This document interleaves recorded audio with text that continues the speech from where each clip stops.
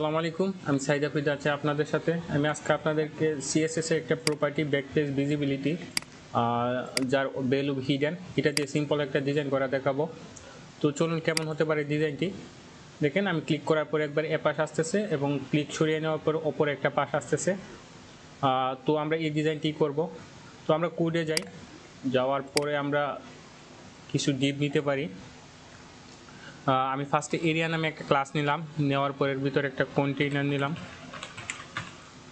নেওয়ার পরে এর ভিতর রো নিলাম এবং এর ভিতর আমরা কল MD4 নিতে পারি। যদি তিনটা বাগ চাই আমরা কল MD4 নিব এবং এর ভিতর আরও একটা ক্লাস নিতে পারি এরিয়া ইনার নামে। আপনারা আপনাদের সুবিধা মতো ক্লাস নিতে পারেন। এরপর আমরা ট্যাব প্রেস করব। ট্যাব প্রেস করার পরে আমরা এরিয়া ইনারের ভিতর আরও দুইটা ডিপ নিব। এরিয়া ফন্ট দিলাম এবং আরও একটা ডিপ নিতে পারি এরিয়া ব্যাক, যার নাম ক্লাস দিব এরিয়া ব্যাক।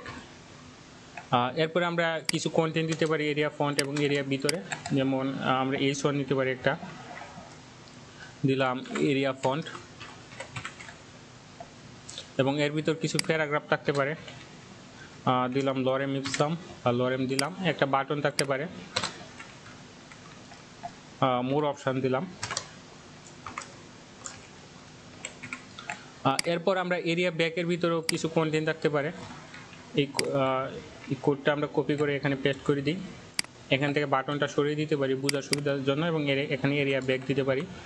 তো আমরা এই ডিজাইনটা আমরা আরও দুইবার কপি করব। এই যে কল MD4, এই কল MD4 আমরা আরও দুইবার কপি করব। আমরা যদি কোড স্ট্রাকচারটা একবার বুঝি, যে ফার্স্টে আমি একটা এরিয়া নামে ডিপ নিলাম, নেওয়ার পরে একটা কন্টেনার নিলাম এবং কন্টেনারের ভিতরে একটা রো নিলাম এবং এর ভিতরে আরও তিনটা ডিপ নিলাম কল MD4 এবং কল MD4 এবং কল MD4 এর ভিতর এরিয়া ইনার নামে একটা ক্লাস নিলাম, যার ভিতরে আরও দুইটা ডিপ নিলাম এরিয়া ফন্ট এবং এরিয়া ব্যাক। ঠিক আছে, এর ভিতর এরিয়া ফন্ট এবং এরিয়া ব্যাকের ভিতরে আরও কিছু কন্টেন্ট নিলাম। এবার যদি আমরা কোডটা সেভ করে একবার একটু রিলোড করে দেখি কেমন হতে পারে। দেখেন তিনটা ভাগ হয়ে গেছে। তো এইটারে যদি আমরা এখন CSS দিয়ে ডিজাইন করি, ফার্স্টের যে ক্লাসটা এরিয়া, এই ক্লাসটা আমরা কপি করলাম, করার পর এখানে পেস্ট করে দিলাম। এর একটা উইথ দিতে পারি আমরা 100%, এর একটা ব্যাকগ্রাউন্ড কালার দিতে পারি,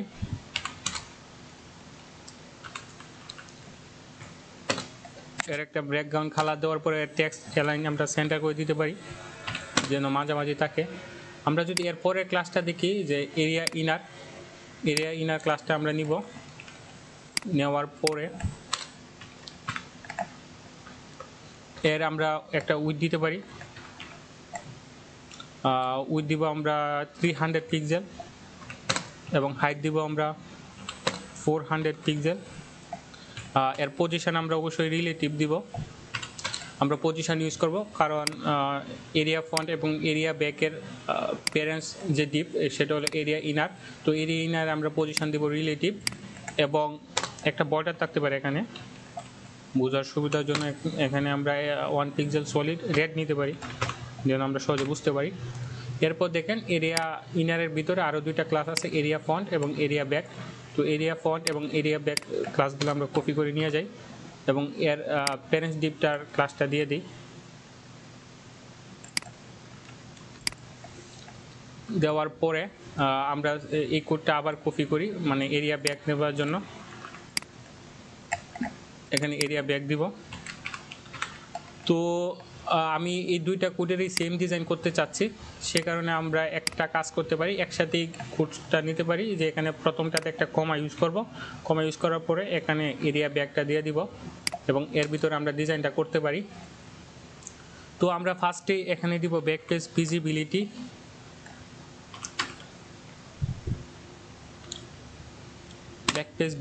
হিডেন দিব। হিডেন দেওয়ার পরে এর পজিশন দিব অবশ্যই অ্যাবসোলুট, যেহেতু আমরা উপরে এর প্যারেন্ট দিবে রিলেটিভ নিছি। এর টপ থেকে দিব 0 এবং লেফট থেকে দিব 0। এর উইথ দিব 100% এবং হাইট দিব 100% এবং এর ট্রানজিশন দিব 1 সেকেন্ড। এর বর্ডারটা আমরা নান করে দিতে পারি,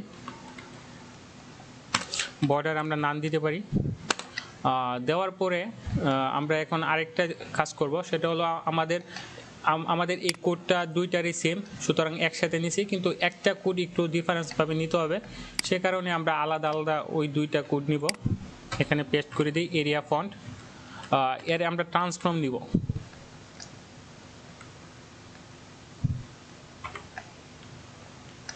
আমরা ট্রান্সফর্ম নিব পার্সপেক্টিভ দিব 600 পিক্সেল, এর রোটেট দিব, রোটেট এক্স অক্ষ বরাবর বা ওয়াই অক্ষ বরাবর আমরা নিতে পারি। আমরা এক্স অক্ষ বরাবর নিই, নেওয়ার পরে এখানে ফার্স্ট ব্র্যাকেট দিব, দেওয়ার পরে এখানে 0 ডিগ্রি দিব, যেহেতু এটা রোটেট টাইপ হবে। এবং ঠিক সেম কোডটাই আমরা আবার একটু কপি করে এরিয়া ব্যাকের ভিতরে দিয়ে দিব। এর ট্রান্সফর্ম পার্সপেক্টিভ থাকবে, কিন্তু এটা রোটেট হবে 180 ডিগ্রিতে। এরপর আমরা কোডটা একটু সেভ করি। এরপর যদি আমরা আবার একটু HTML আসি, দেখেন এরিয়া ফন্ট এবং এরিয়া ব্যাকের প্যারেন্টস চাইল্ড হলো আপনার এরিয়া ইনার। আমরা যদি একটু এখানে যাই, দেখেন যে বর্ডারটা যে এরিয়া বা এরিয়া ইনার, যে এরিয়া ইনারে আমি ক্লিক করার পরে কিন্তু এই যে এই পুরো ডিপটা চেঞ্জ হয়ে যাচ্ছে, অর্থাৎ হোভার হচ্ছে এই যে বর্ডার যে এরিয়াটা। তো আমি ফার্স্টে এই এরিয়া ইনার এই ক্লাসটা কপি করব। কপি করার পরে এখানে হোভার দিব, এরিয়া ফন্ট,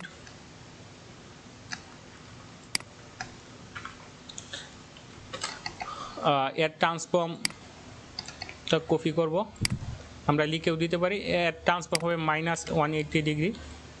এবং এই কোডটা যদি আবার একটু কপি করি, এখানে জাস্ট এরিয়া ব্যাক দিয়ে দিব, এর ট্রান্সফর্ম হবে 0 ডিগ্রি।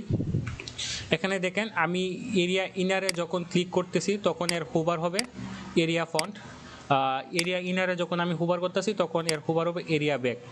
আমি এগুলার একটা নির্দিষ্ট একটা কালার দিতে পারি। যদি ব্যাকের দিই, ব্যাকগ্রাউন্ড,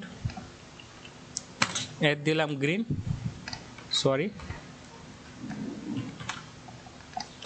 এবং এরও একটা ব্যাকগ্রাউন্ড কালার দিতে পারি বোঝার সুবিধার জন্য, এর দিলাম ব্লু। এবার যদি আমি কোডটাকে একবার সেভ করে রান করি, দেখি কি আসে, কোড কাজ করে কিনা। দেখেন কোড কিন্তু কাজ করতেছে, এবং ভিতরে কন্টেন্টগুলো আপনারা নিজেরা এডিট করে নিতে পারেন। আমার জাস্ট ব্যাকপেজ ভিজিবিলিটি হিডেন এটাই দেখানোর উদ্দেশ্য ছিল। আমি যদি এখানে এক্স অক্ষ বরাবর আছে, যদি এখানে ওয়াই অক্ষ বরাবর দিই, তাহলে অপর পাশ থেকে ঘুরবে। এই যে ওয়াই অক্ষ বরাবর দিয়ে যদি সেভ করি, অপর পাশ থেকে ঘুরবে। দেখেন এখন ডান থেকে বাম এবং বাম থেকে ডান ঘুরতেছে। এছাড়া এই যে আমি ট্রান্সফর্ম পার্সপেক্টিভ ইউজ করলাম, সেটা মূলত এই যে 3D টাইপটার জন্য। আমি যদি ট্রান্সফর্ম পার্সপেক্টিভটা মুছে দিই, দেখি কেমন হয় কোডটা। সেভ দিলাম, সেভ করার পরে যদি একবার রিলোড দিই, দেখেন সেই 3D টাইপের ভাবটা নাই। আমি যদি আবার একটু ব্যাকে যাই, আবার সেভ দিয়ে একটু রিলোড করি, দেখবেন যে 3D টাইপের যে একটা এই যে 3D টাইপের মতো ঘুরতেছে।